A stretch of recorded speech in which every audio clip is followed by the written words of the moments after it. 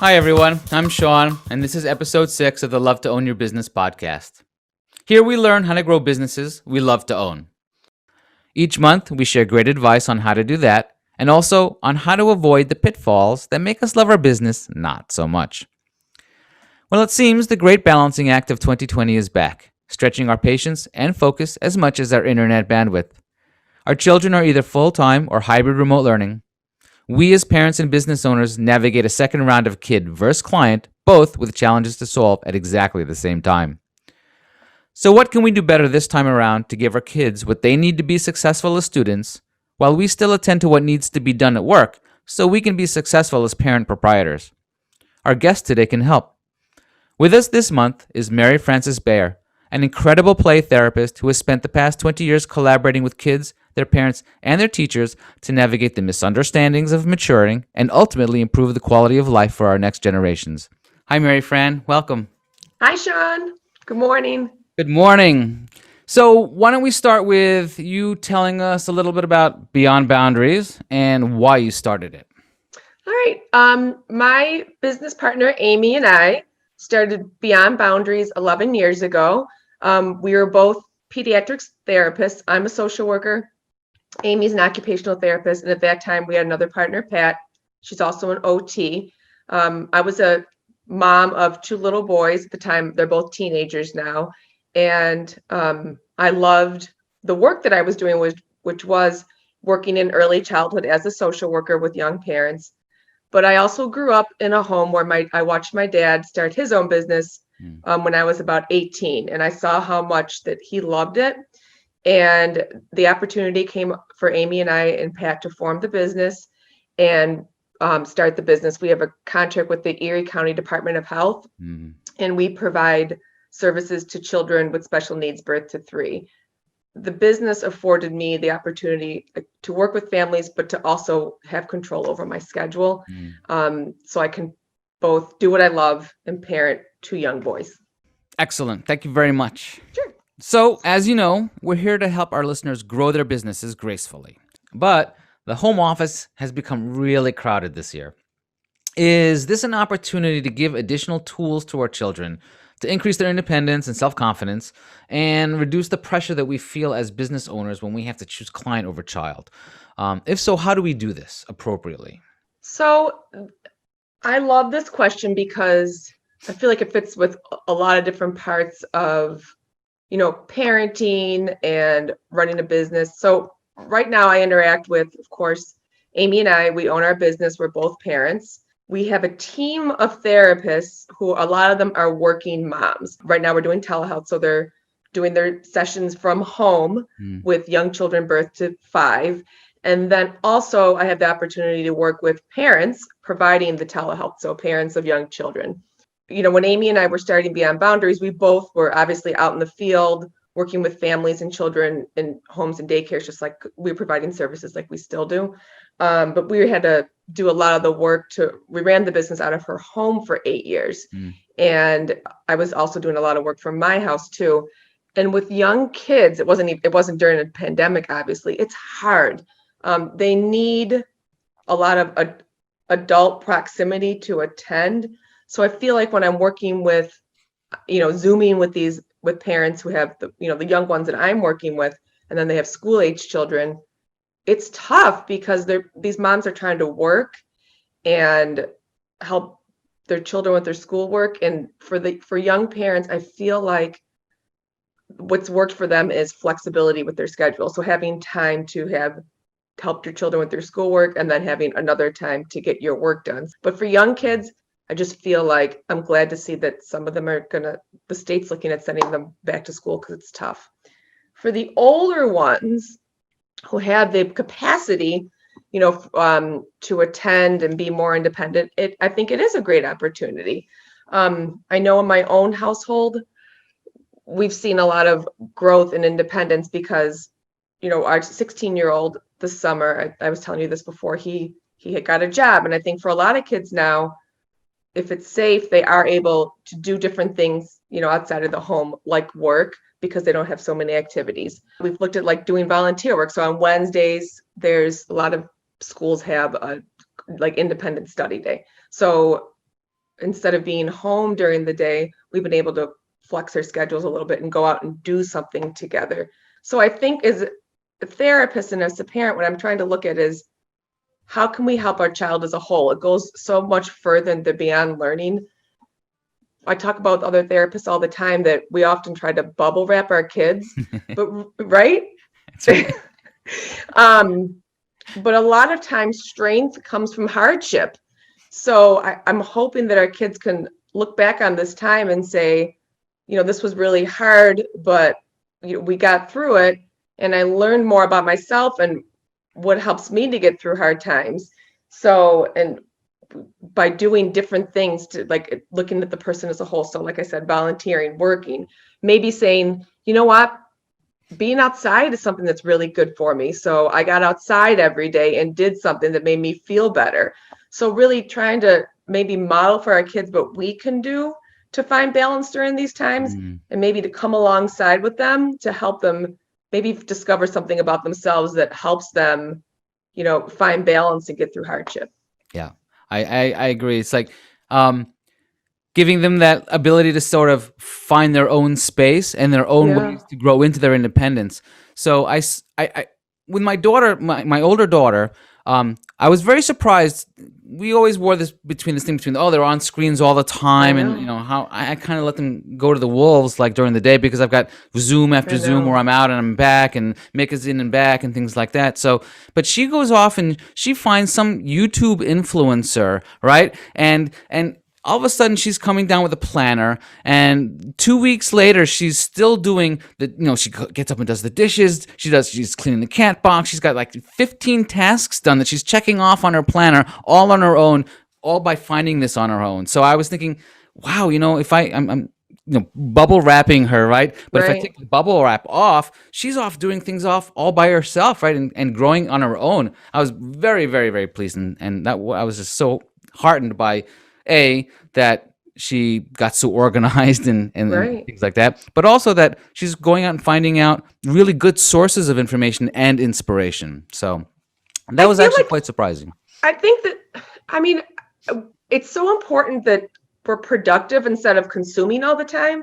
So I feel like when you're on screens all the time with kids, there is a reason to be, like, I agree with you. You don't want them to do that all the time, but it's impossible because, like you said at the beginning of all this, we were on our computers and Zooming. But I feel like, maybe there was some, like you said, growth through that. And your daughter found productivity. She found ways to be productive with things that motivate her. And it's great. So hopefully she could tap into that as life goes on and say, this really makes me happier, makes me feel better. Yeah, I could never teach that as like a business owner trying to teach her kid to be like an entrepreneur. No. Use your planner, be organized, and she goes off and does it on her own. If it came from me, you'd be like, whatever. Right, exactly. But it also takes modeling too. I feel like our kids watch us. Yeah. Maybe we don't realize it, and I'm not saying I'm, perfect by any means, but they see how you interact with people. Yeah. They see how you work. You were in the middle of our houses working. They see how you look to others for strength. So, maybe they are watching you, even though they're not listening to us. That's true. That is always true. It's amazing what they hear, even when they're not even in earshot. Right. So kids are smart and they know that this is really not the best situation for learning. I found that during the last round, my kids were less stressed or saddened by the remote status than they were bored with the education itself over the medium. How can we better keep our kids motivated this time around? What I always look at is like what motivates your child in general.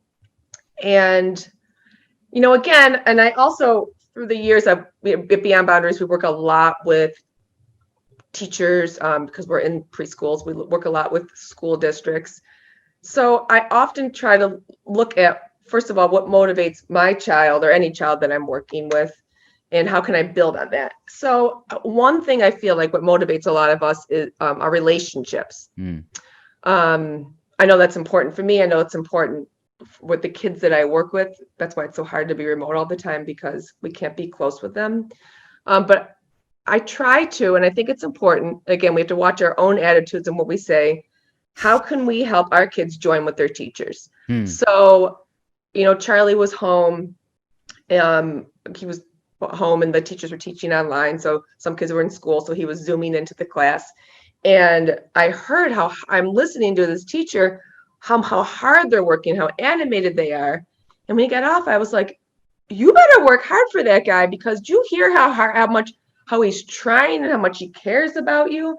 So, and even though the teacher might not be saying that to the kids, just helping the kids on like bridge that relationship between themselves and the teacher. So maybe even if you can't hear what's going on in school, finding out what the kids are doing in class, maybe emailing the teacher, just finding out just ways that they could connect with the kids. So I feel like if relationships are important, how can you join your child with the teacher? We've had some time to digest all of this. And another thing, if we want to keep our kids motivated, we have to see what kind of, like I said, what motivates them. So I try to look at, for the little ones, what kind of learners they are. And a lot of times when we're working with young children, we say it's hard for boys to be in school. There's a lot of sitting. We often hear like, oh, they can't pay attention, they're fidgeting all the time. So when we're home, what I try to suggest for young children is maybe try to build in those motor breaks, or have the child stand while they're learning. We can't do that. We're at school all the time, but we can do that when we're at home. So really just trying to see what regulates the child so we can keep them successful when they're learning. I agree. It's I try to make sure that I'm giving them a little bit of, I don't know, just encouragement, just look, we have to bear with this. It's not ideal for anybody. Right. And just a little pep talk at, the end of every day, just to make sure that, and check in with them as they're going along, give them a little smile, a little piece of candy on the side. Exactly. Right. And just the thing, acknowledging that it's hard for you. Yeah. It's hard. I mean, the expectations are different now. I don't think we can't expect the same, the volume of work to be the same as when we were in person. It's just different. Yeah.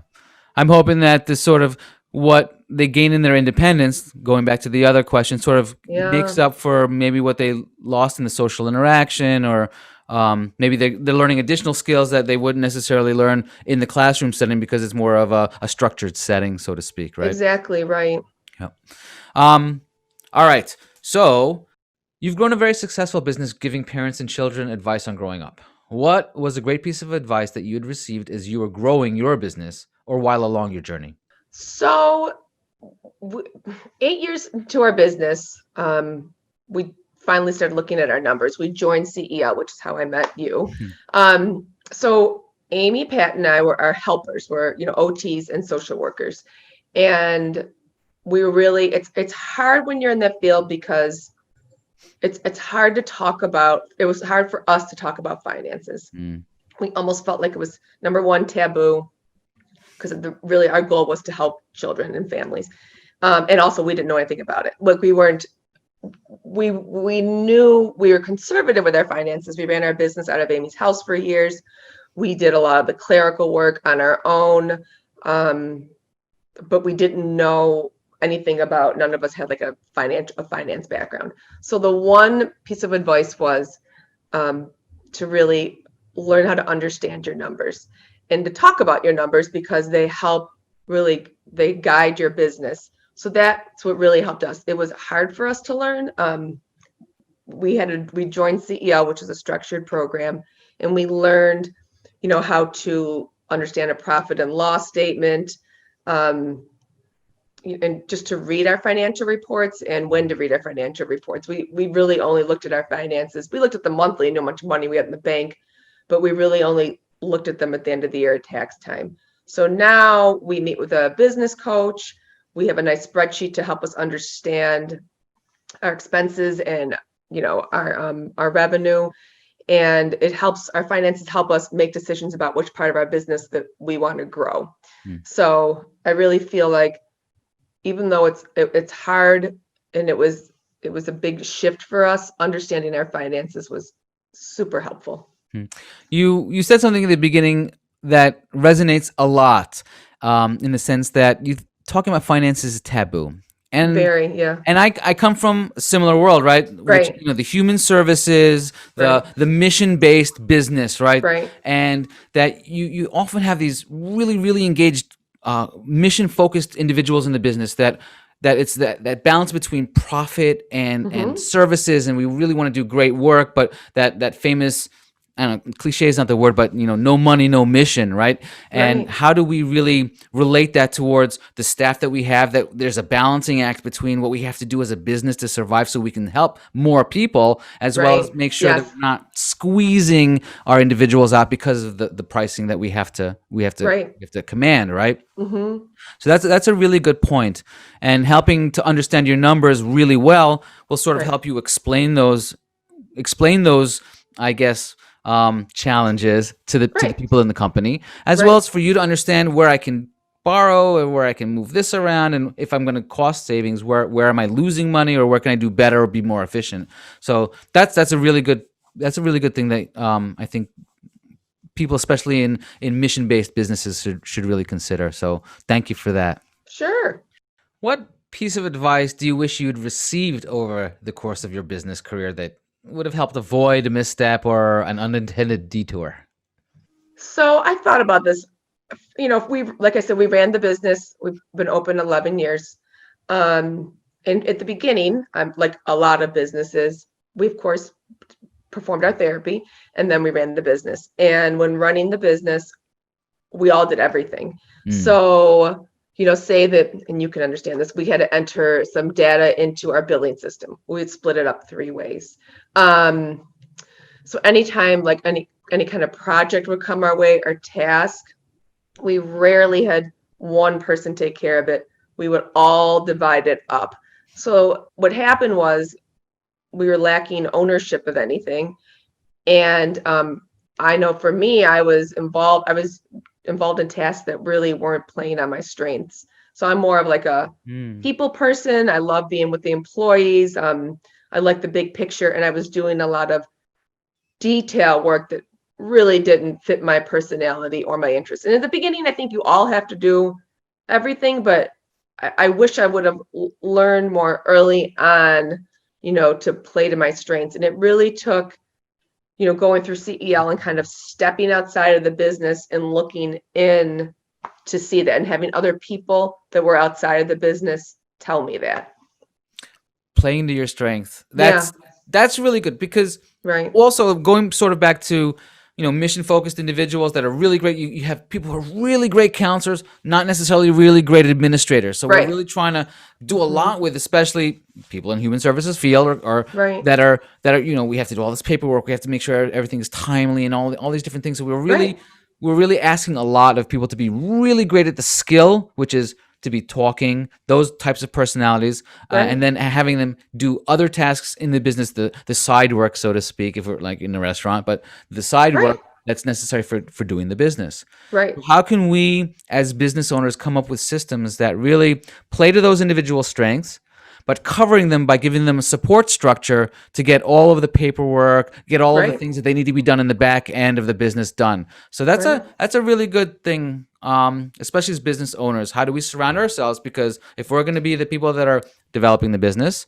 right, or growing our customer base, or whatever the case might be, those are our strengths. Let's make sure we surround ourselves with individuals who play to our strengths, and then they can do what is playing to their strengths, right? right. It's and maybe there's difficult conversations along the way, or there's being vulnerable and being like just admitting like I'm not good at this, Yeah. and I think that that's okay to do. But Oh, yeah, absolutely. And it's okay to admit it too, right? I think right. we should definitely admit that, hey, this is not what my strength is, and then surround No. ourselves with people that it is. Yeah, we just got a grant through the Department of Health for the lead program. We're working with children with elevated blood levels. Brand Mm, new for us, first time in 11 years. And we're doing like a little promotional video. So I know Amy is really skilled at writing and speaking. So she's going to do the video. And this is just an example, but I thought about this, and I love meeting new people and reaching out. mm, So, I'm helping with meeting with Head Start and meeting with the doctor's offices. mm, But instead of us splitting everything up, I could say like, this is what you're good at, this is what I'm good at. It makes both of us happy, mm. and it works. Yep. So, what's next for Beyond Boundaries? What's coming up? Well, we're so like this year, even though it's funny, we have to laugh that we look back at things and it's been challenging and it's changed the way that we're working, but we have been able to do some new things that we've always wanted to do. We're officially a women-owned business. We've tried to do that for years, so we got certified. But we did in March, we were awarded a grant to work with children with elevated blood lead levels. So we've always wanted to bring some variety in for our therapists. They want some variety in their schedules. Like Amy and I, even though we're therapists, we run the business. I know that is really good for me. So we have 4 providers who are going to work with families right now, telehealth, but eventually in homes or in community settings to monitor children's development. So that's brought us that's been a bright spot through all of this, something new that we're working on developing. So we're excited about that. Yeah, I love the idea of the telehealth. So I know there's people who are not big fans of the Zoom. I love this, right? Because it's convenient, right? Right. So how are you finding that there's an embracing of the telehealth in your world? There's a lot of things that it can bring that's good. We can work with families that maybe we couldn't service before because they live in Springville, Holland, and we don't have a therapist in that territory. So that is definitely a positive. We can reach out to more families, number one. Number two is a lot more parent engagement and training. A lot of the kids that we work with, they would be in a daycare and we might see the family once in a while or talk to them and meet with the teacher. But now a lot of the times we're Zooming with families at home. So that's been a plus. And it is convenient too. And we're just lucky that we can keep working. So it'll definitely change the way that we work as providers moving forward. There's no doubt about it. I feel it's like when teachers were introduced to like smart boards in the classroom, they could combine like multimedia with their stuff, and now you got screens and share screens, and you could do things that you could never do in an office setting because you're confined to the one space. Now you have the whole world at your fingertips while you're doing this, right? Yeah, it's wild. I mean, so there's definitely it just happens so quickly, and that we would meet as a team on Zoom with therapists and work on different interventions. So I feel like our therapists miss being with the children. We just moved back to full telehealth about 2 weeks ago. So it'll be nice. We can get through this, but I think they're looking forward to having the chance to at least see them half the time. Yeah, that's true. I mean, there is a human connection that needs to really occur. You got to be mindful of that. I agree. I mean, they sit on our lap. Like they're little, so we miss those hugs. Yeah, that's true. You got it. So to close us out, what is something that you would recommend to parent proprietors in setting up safe, independence building, remote learning environments that will allow us to coexist in our crowded home office, right? So I thought about this, and there's so much out there with best practice, and obviously, again, you have to understand your child, if what they need to learn. So like we were talking about, like if they have to stand or take motor breaks, or if they're distracted visually, auditorily. But what I go back to was what I always go back to. It's almost just like a preschool classroom. So I think what's most important is structure and routine. So when we work with little ones, it's structure and routine. And I've had the opportunity to go into Montessori's, and one lesson there is first you get your work done and then you play. And I just love that, because I feel like in our own homes, and again, I have teenagers, what's been most important is getting our work done and then having structure throughout the day. So you're going to get your work done, then you're going to go outside for a little bit, or we're going to get our work done, then we're going to go on a walk. And that, or on Wednesdays, we're going to go out and do this together as a family. We're going to have dinner. So I feel like our kids need to know what to expect within our home in order to, get through the day with their schoolwork. So we all need to know what to expect. That really helps with worry. So if they know what to expect for the best we can do, I think that's the best advice I can give. There's expectations are managed right off the bat, right? I think we sort of have like a schedule in the morning. The kids sort of have their time, and then we know that we break for lunch, and we have this like family time together. So that's for Right. us. That's Right. that little bit of structure right there, and then they go thrown back to the wolves again. It's like, Right, but I think that that's important. I mean, I think when kids get older, that's what they need. They need to be with you, separate from you, then come back, separate and then come back. I think that brings, a lot of balance. Thank you very much. This has been fantastic. But before we close out, if you want to learn more about Beyond Boundaries Therapy for Kids, you can find them at www.beyondboundariestherapy.org. New website is being unveiled at the end of the month. Ooh, very nice. Yeah. That's exciting. And if you want to learn more about what we do at SLC Advisory Group, come visit us at slcadvisorygroup.com. And of course, if you want to make sure you don't miss any of our content, hit the subscribe button when you do, and we'll let you know when our next episode comes out. And we'll see you again next month. And thank you again, Mary Fran. Thanks, Sean.